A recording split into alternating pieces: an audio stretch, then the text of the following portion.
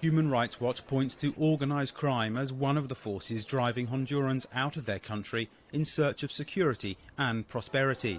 In greater numbers they come here to cities like Girona, now home to one of the largest Honduran communities in Spain. They come as tourists and then stay as undocumented migrants. Despite being much farther than the United States, Spain was a better choice, given that sneaking into the US involves paying huge fees to smugglers. Coming to Spain can cost between $1,200 and $1,400 with everything included.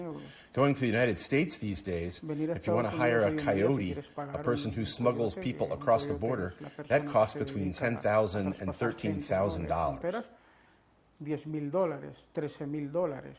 Delmar Villanueva helps Hondurans with general paperwork and advice. He owns this travel agency that specializes in trips to Honduras. His relatives were the first Hondurans to arrive in Giron 40 years ago. They came to work in the home healthcare industry, caring for elderly Spaniards. Time has not changed the types of jobs available to many Honduran women. If their immigration status is irregular, they go directly to jobs taking care of homebound elderly people.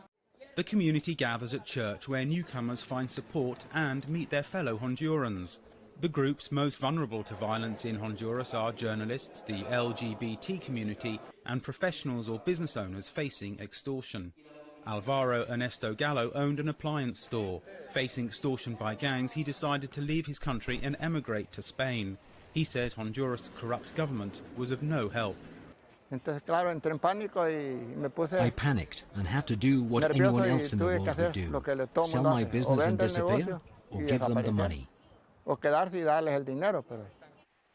In Spain, the family has found peace and greater freedom. His 22-year-old son, Yerlin, is studying chemical engineering. Here, I go out at night. For example, I have been to dance clubs, and I'm not afraid like I was in Honduras, where I would go to a club with my friends and we had to be careful with whom we socialized. News of corruption scandals back home reaffirm the decision by Hondurans to leave their country.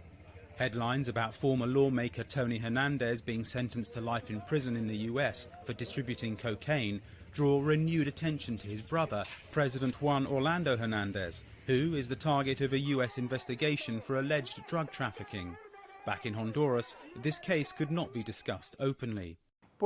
That is why he wants to stay on as president, to gain impunity. He has changed the Constitution, but it is totally illegal to do so. At 9,000 kilometers away, Hondurans feel safe to express their opinions. For Alfonso Beato in Giron, Spain, John Spear, VOA News.